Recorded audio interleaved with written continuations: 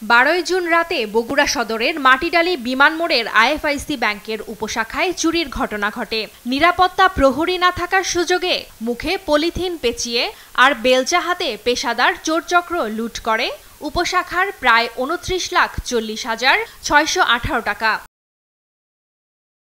ঘটনার 12 দিন পর ঢাকার দক্ষিণখান এলাকাসহ বগুড়ার সোনাতলা, শিবগঞ্জ ও আদমজী থানা এলাকায় অভিযান চালিয়ে চুরির মূল হোতাসহ 4 জনকে গ্রেপ্তার করে পুলিশ। অভিযানে চুরির কাজে ব্যবহৃত আলামতসহ উদ্ধার করা হয়েছে 10,85,940 টাকা। টাকা ভাগাভাগি শেষে মূল হোতা কিনেছিলেন একটি বাইকও।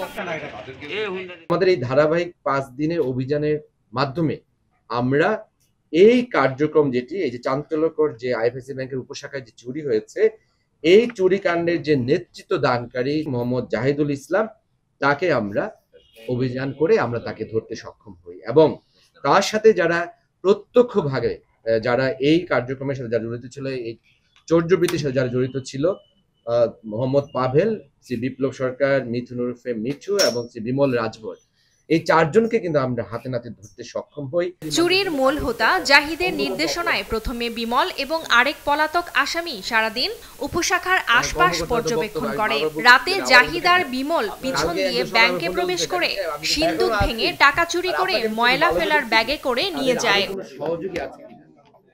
সকল আর্থিক প্রতিষ্ঠান কর্তৃপক্ষকে নিরাপত্তা ব্যবস্থা জোরদারে ভূমিকা রাখার আহ্বান জানায় পুলিশ।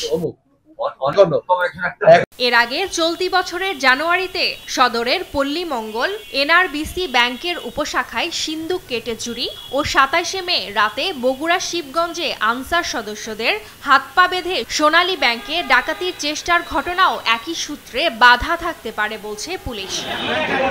নিউজ ডেস্ক, দেশ টিভি।